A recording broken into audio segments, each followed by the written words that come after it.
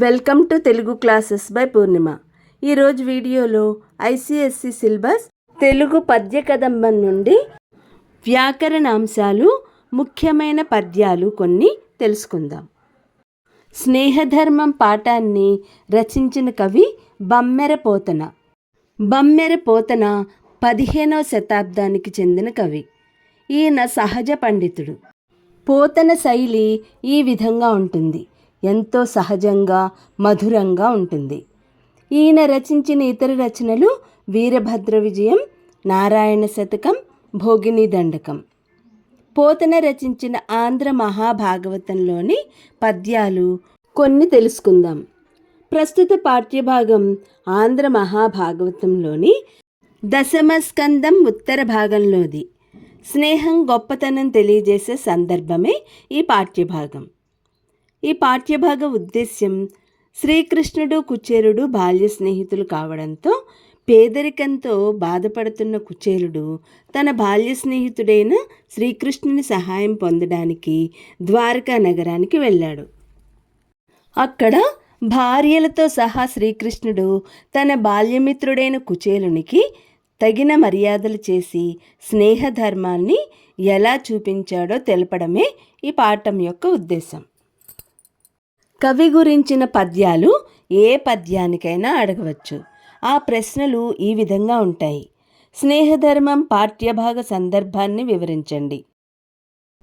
భార్య సూచన మేరకు శ్రీకృష్ణుని సహాయం తీసుకుందామని ద్వారకాకు ప్రయాణమై వెళ్ళిన సందర్భంలోని పాఠ్యభాగం ఇది.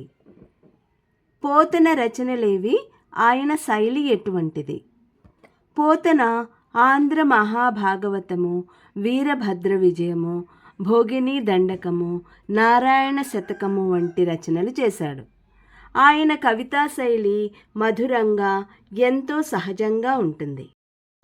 ఈ పద్యం ఆంధ్ర మహాభాగవతం 10వ స్కందం ఉత్తర భాగం నుండి గ్రహించబడిన కుచేలోపాఖ్యానంలోనిది. స్నేహధర్మం అను పాఠంలోనిది. దీనిని రచించిన కవి పోతన. వరంగల్ దగ్గరున్న బమ్మెర గ్రామవాసి. ఈయన సహజ పండితుడు. 15వ శతాబ్దానికి చెందినవాడు. కరమర్దినెదురుగాజని పరిరంభణమాచరించి బంధుస్నేహ స్ఫురణం దోడ్తెచ్చి సమాధరమున కూర్చుండబెట్టి తన తల్పమునన్. ముఖ్యమైన పద్యాలలో ఇది ఒకటి. తరువాత దీని యొక్క ప్రతిపదార్థం తెలుసుకుందాం. కరము ప్లస్ అర్దిన్, కరమర్దిన్, ఎంతో ఆశతో. ఎదురుగాన్ ప్లస్ చని, ఎదురు వెళ్ళి. పరిరంభణమాచరించి, కౌగిలించుకొని. బంధు స్నేహ స్ఫురణన్, బంధువు స్నేహితుడు అనే గుర్తింపుతో. తోడ్ తెచ్చి, వెంటబెట్టుకుని వచ్చి. సమాధరమున, ఎంతో ప్రేమగా.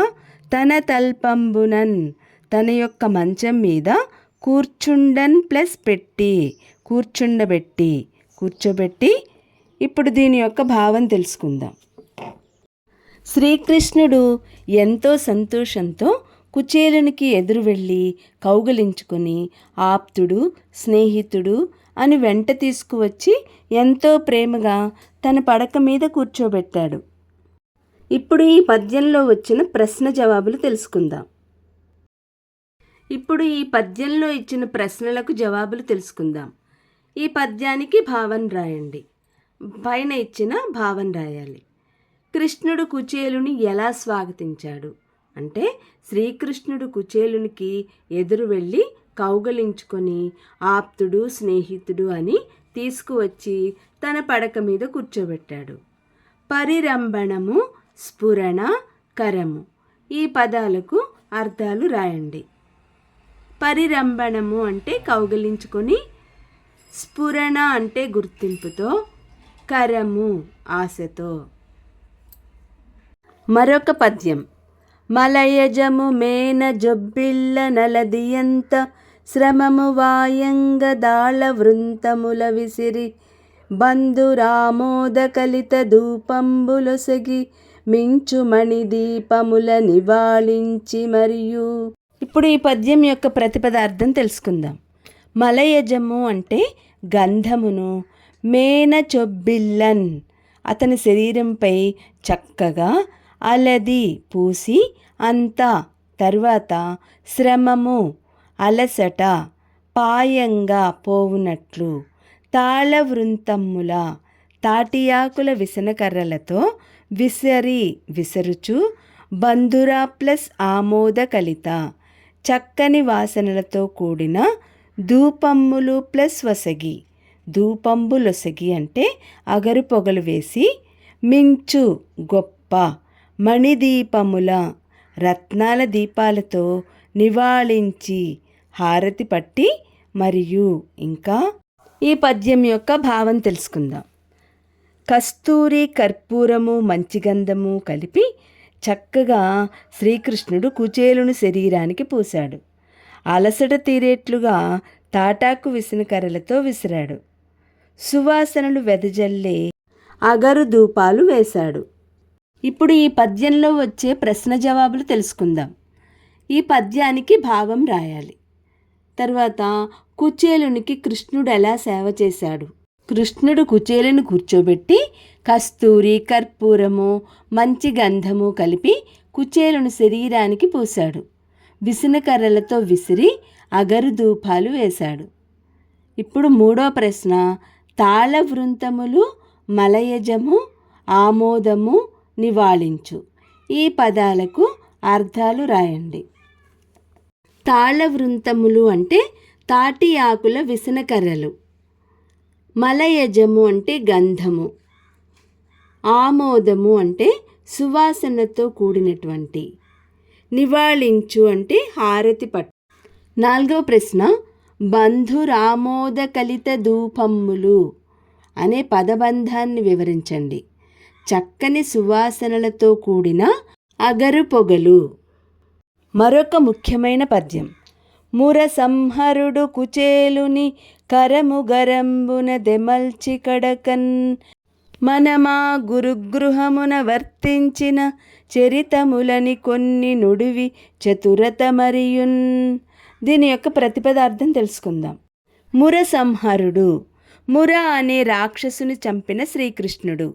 కుచేలుని కరము, కుచేలుని చేతిని, కరంబున తెమల్చి తన చేతితో పట్టుకొని, మనమా గురుగృహమున మనిద్దరము ఆ గురువుగారి ఆశ్రమంలో వర్తించిన చరితములు గడిపిన సందర్భాలు అని కొన్నిటిని చెప్పి, చతురతన్నుడివి నేర్పుగా చెప్పి, మరియు ఇంకా ఏం చెప్పాడు.